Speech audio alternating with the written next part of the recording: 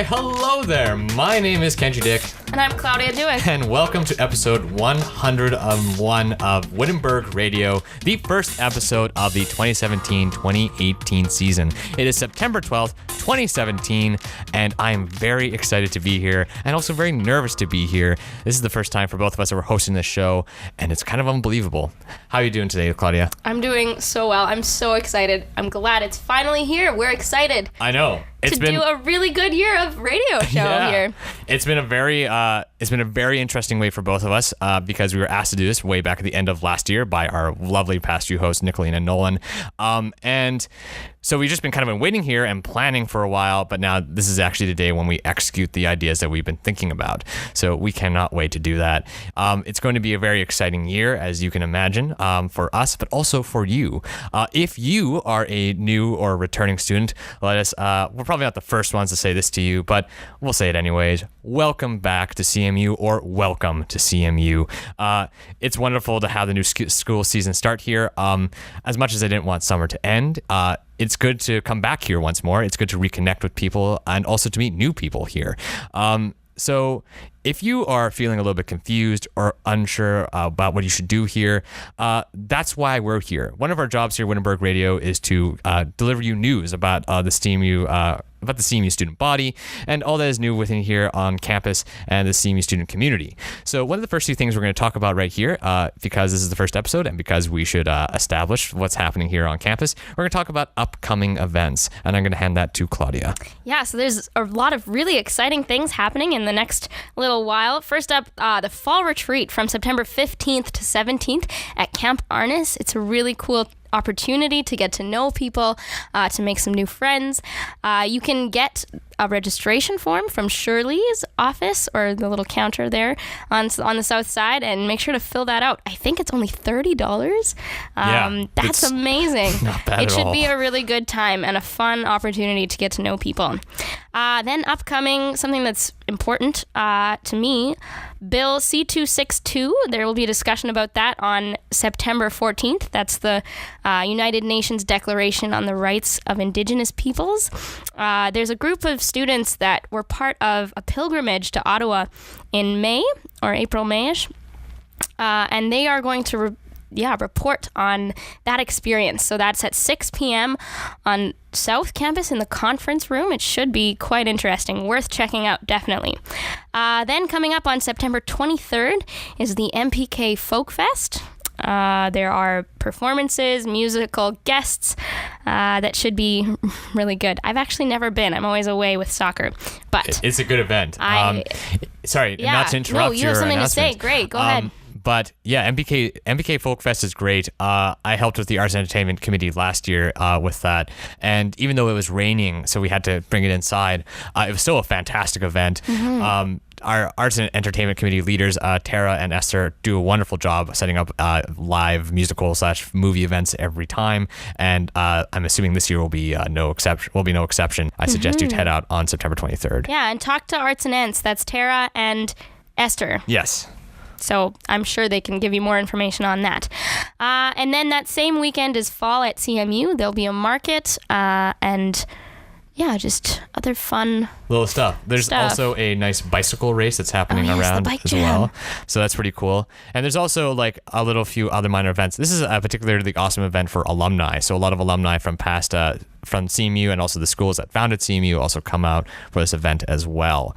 There's also a garden, I believe, that people can also visit and check out as well. So yeah. Yeah, that's our big garden, Metanoia Farmers. It's a co-op. Farm. You can buy shares and stuff. You can ask about that too. That's a really cool thing that's going on. That's been going on here for a while now at CMU. Yes. So check out those events. Go to them. Get involved. It's a great way to settle into life here at CMU. So do you want to receive some more assistance online by any chance? Well, I'm here to help you with in regards to some Facebook pages that you could potentially connect to if you not already have. Facebook is used quite often by the CMU student community, and we have a bunch of different pages that can help you with a variety of different aspects of CMU. So one of the first two pages I'm going to recommend to you is CMU Classifieds 2017 to 2018. Now, I think something that we can all agree with here is that textbooks are expensive, and that is no exception here at CMU. So as a way of trying to avoid expensive textbooks, expensive new textbooks in particular, a lot of CMU students have joined together to create this page called CMU Classifieds. So what it is that a lot of students post up their different textbooks from previous years and sell them for a cheaper price. So these are used textbooks. So if you're hoping to save some money with textbooks in regards to this year, you can go to that page and see what other students are selling here on campus and arrange to meet up with them and pay them in person. You can also get rid of some old textbooks that you may have lying around, say from like a couple years ago, maybe some BTS courses that you're no longer taking, and you can maybe make an extra buck or two by selling them off to someone else who might need it more than you do at the moment. So that's CMU Classifieds 2017 to 2018. I highly recommend it if you're looking to save a buck or two or trying to make a buck or two in regards to textbooks. The next page, or pages I would like to recommend to you, is the CMU Commuters page for 2017 to 2018, and also the CMU Residence page for 2017 to 2018. Depending on which you are, you should go to one of these pages and connect to them. These are two kind of separate pages that kind of overlook different events in regards to these two kind of communities here on campus. I, for one, am a commuter here at CMU, and so it's always good to go to the CMU Commuter page to understand what events are coming up. One event that normally comes up every month is Pancake Wednesday. Every first Wednesday of the month, CMU Commuter Assistants host a pancake lunch for commuters, completely for free. But more often than not, I tend to forget about when it's happening, or maybe completely oblivious to the fact that it's happening. So it's always good to go to the Commuter Facebook page to know when these events are coming up. So do connect to those pages if you need to know about just upcoming news in regards to life as a commuter or life in residence. So the last page I'm going to be recommending today is not necessarily the most important one for your academic purposes, but still a very hilarious page to visit to every once in a while. It's called the 2017-2018 CMU Memorable Quotes page. This is quite a hilarious page, precisely because these are students posting up quotes from their profs. Every once in a while, a prof may say something really unexpected and really hilarious, and you want to try finding a way to share that to the CMU community, to those who may not be necessarily in that class in that particular hour. Well, this is a great page to do that. So you have a bunch of hilarious quotes here posted from all different students from the student body, from their different classes, and it's a great place to have a bit of a laugh every once in a while. Some of my favorite quotes personally are from the great Brian Fraze from history classes, and I'm expecting to see a lot more quotes from him, particularly this year. So please do go to this page if you want to if you want to have a good laugh, if you want to relieve yourself of some stress, or if you definitely want to see maybe your profs as a little more human than usually. So again, the 2017-2018 CMU Memorable Quotes page. Go check out that page if you want to have a good laugh, and go check out the pages I previously recommended below. The links to all these pages will be in the description below.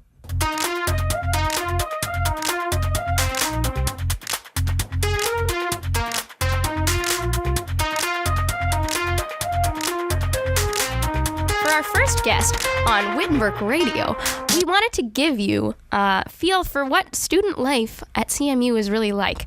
And who better to do that than the Dean of Student Life? So we had the privilege of talking to Marilyn Peters Kliewer about what it's like to live at CMU, and maybe some of the upcoming things, and how you can get involved at CMU. So we had a great chat, and we're glad to share it with you. So here it is, our first interview with Marilyn Peters Kliewer. And yeah, just do what you want to do. All right. Is it going? Yeah. Oh, this whole time. Okay.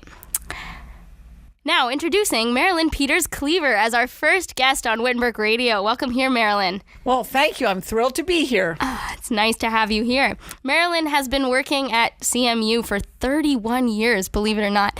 She's the Dean of Student Life, and we are really excited to have her on and tell us a little bit about what life at CMU is like. Especially for first-year students, this can be, I think, a helpful thing to learn from the person that knows it all, and to hear straight from her how life here works.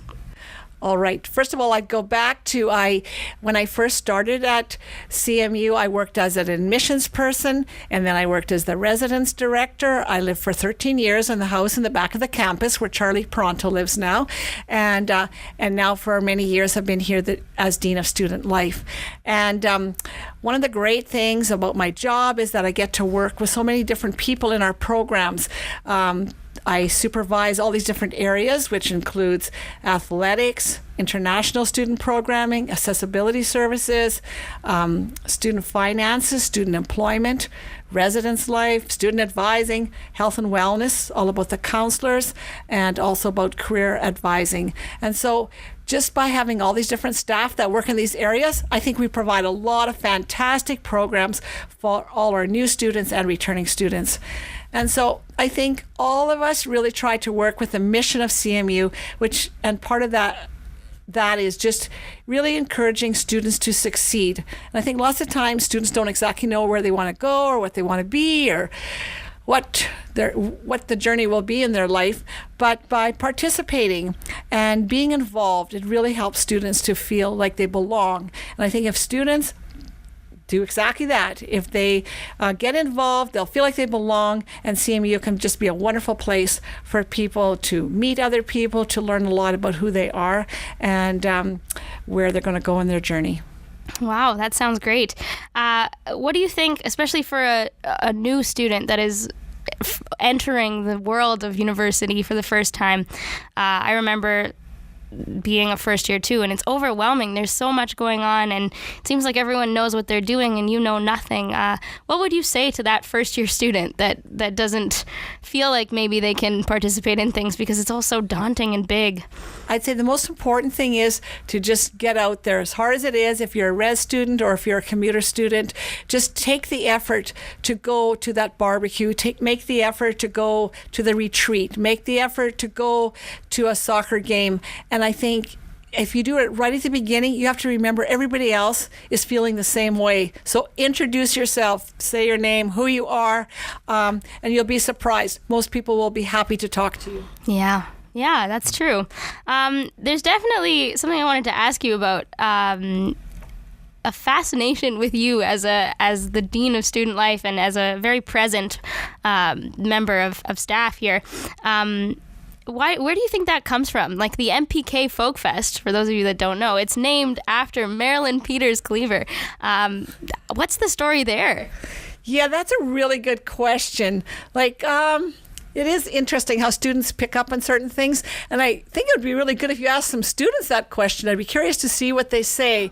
But I think I really love students. I have a real passion for relating to students, for helping students, and I think students have kind of picked up on that, or at least that's what I like to think.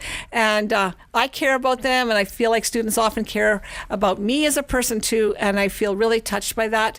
And so over the years, students have developed these interesting ways of kind of connecting, and it is very humbling and very rewarding for me personally too.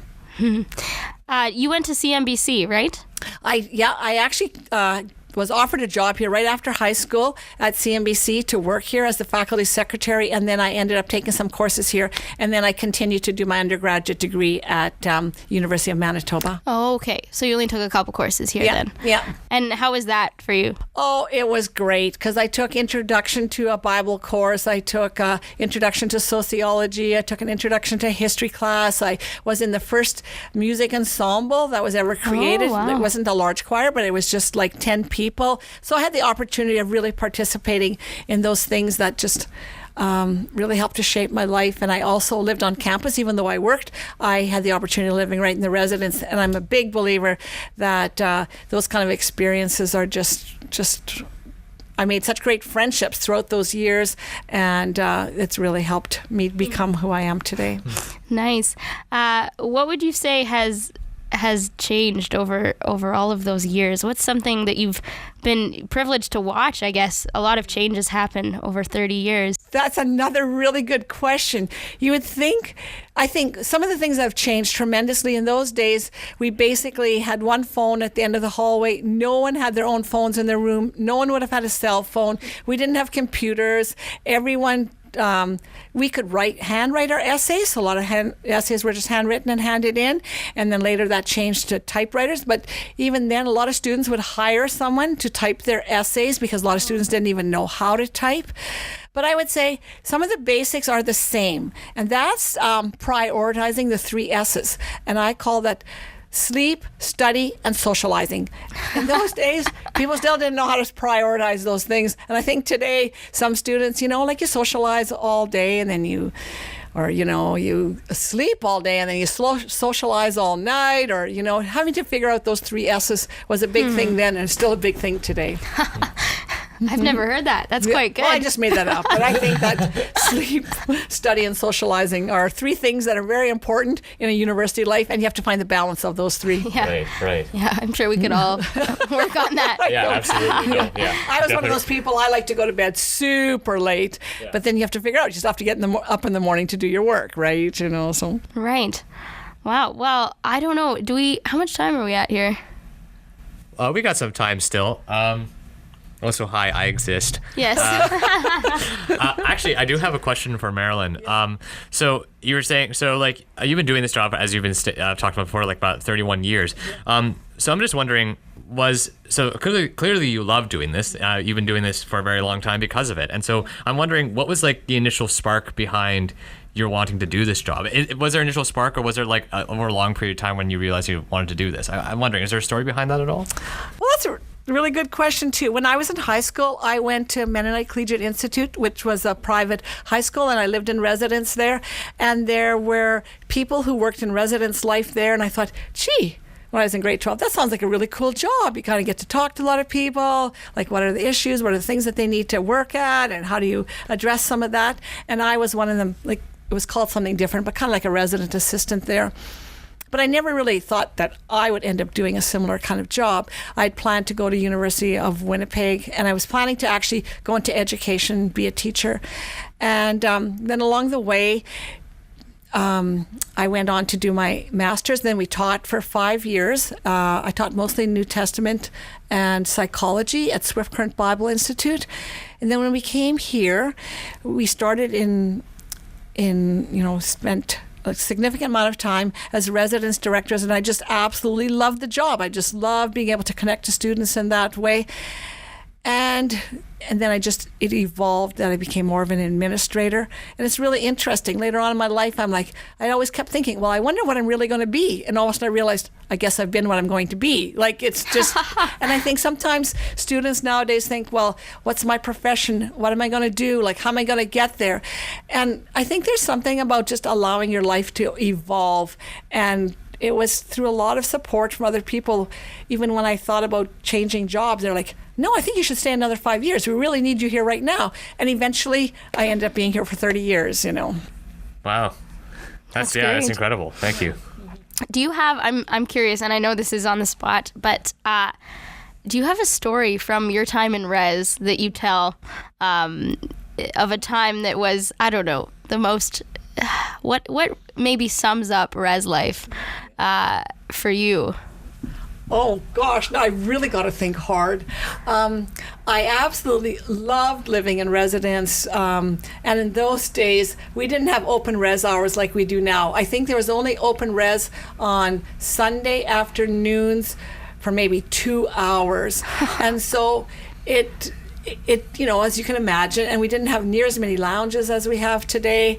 And so just even that interaction between male and female was different than it is today. But some of the fun things were just, I still remember we got all the women together in the whole residence, and we went to see the ballet, and it was just a lot of fun, just that community building aspect. And I still see it happen today in just so many different ways. Nice. Huh. Yeah, I never lived on res. I sometimes wonder how it would have been if I had that chance.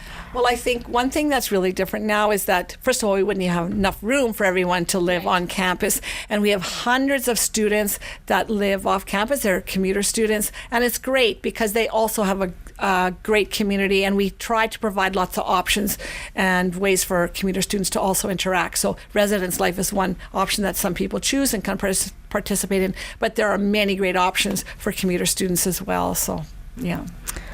All right. Well, thank you very much, Marilyn, for joining us. We've really appreciated hearing from you and how CMU was all those years ago and how it's transformed over the years. Be sure to say hi to Marilyn in the hallway if you see her, and please come to the MPK Folk Fest on Saturday, September 23rd. it should be quite a hoot. Well, thank you so much for taking time to interview me. I really appreciate it. Thank you.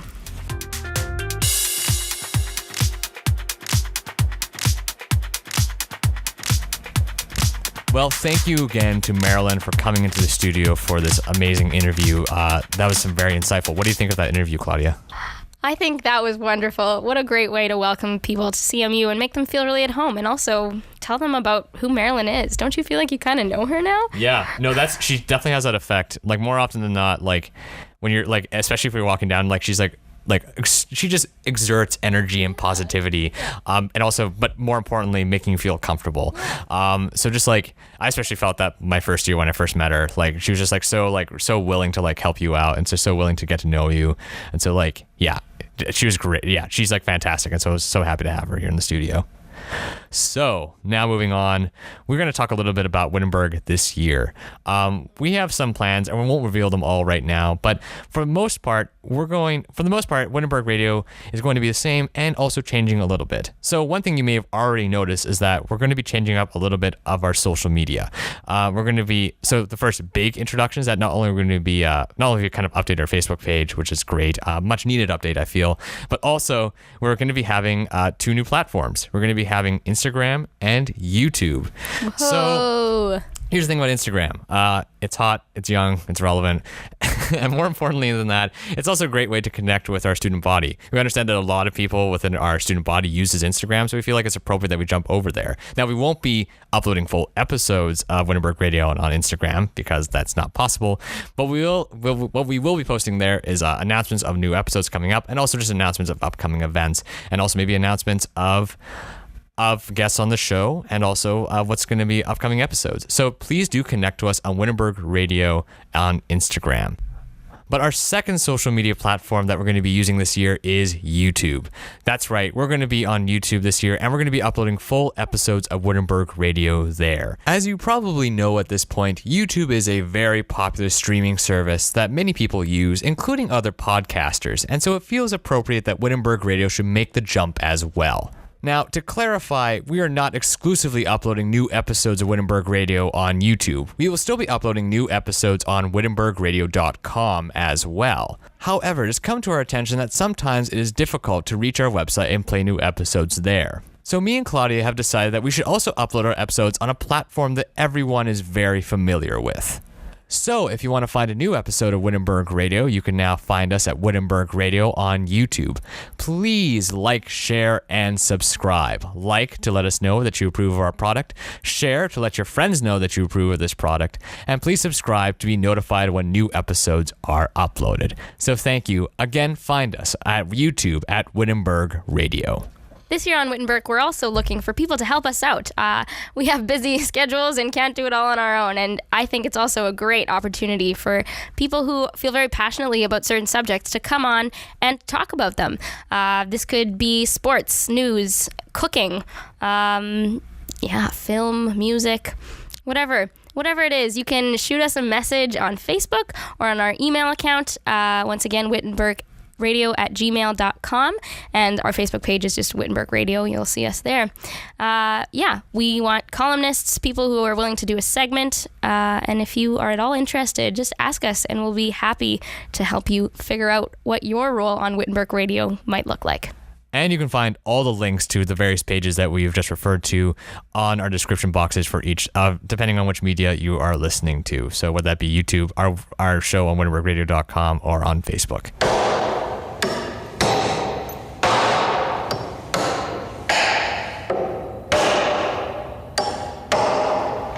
So, Claudia, why are we called Wittenberg Radio? That's something I've been wondering about for some time. Well, that's a great question. It's a wonderful question. I actually wondered that myself too, and I did some research. Believe it or not, the Wittenberg door is where Martin Luther posted 95 theses of complaints against the Catholic Church in 1517. That's 500 years ago. this year. Wowee. Actually, October 31st, so Halloween and 500 years ago. Double wowee. Exactly. So he had a lot of problems with the Catholic Church concerning all sorts of things, the selling of indulgences, etc. You can learn about that in your intro BTS course. But it started the Reformation and brought a lot of change to the society and to, I guess, our whole world. It's had amazing and huge ramifications that affect us still today. CMU is a Mennonite university that's part of the Protestant Church, which came from the Reformation. So there's a lot of good historical stuff there.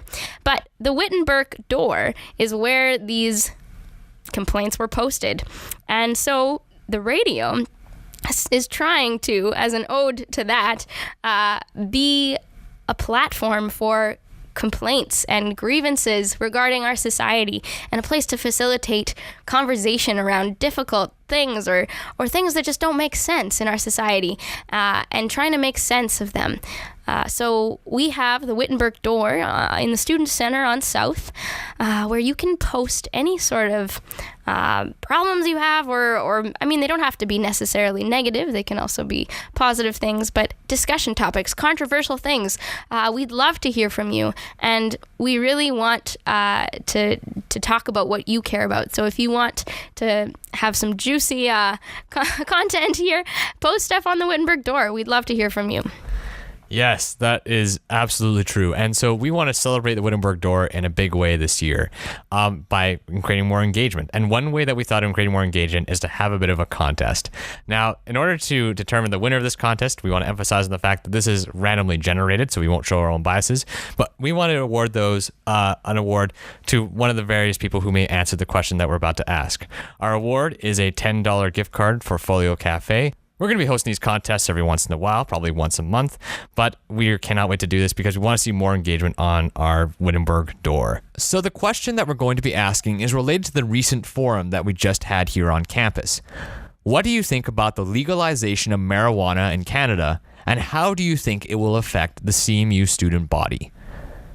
The forum that we just had on Monday was a very fascinating conversation. There's a lot of things that Canada needs to consider when legalizing marijuana, some things that we're prepared for and some things that we're not. And the CMU student body is somewhat related to that. There's a lot of people within our age group that consumes marijuana, and now that's going to be legalized, that culture is going to be changing. So we want to hand the discussion to you. Again, what do you think about the legalization of marijuana in Canada, and how do you think it will affect the student body here? You can leave your thoughts and comments on the Wittenberg door right beside the South Reception desk. Remember to leave your email and your name so then we can contact you if you win. And in order to learn who the winner is of our $10 Folio gift card, you can listen to our episode next week to find out. So again, what do you think about the legalization of marijuana in this country, and how do you affect the student body? Leave your comments on the Wittenberg door. That concludes our first episode of Wittenberg Radio. Thanks for joining us, everyone. And please remember to like us on Facebook, Instagram, and find our YouTube page. Like, share, and subscribe. We really depend on your following us and being with us on this fun little trip that we're going on this year. I'm Kenji Dick. And I'm Claudia Duick. We'll see you next time.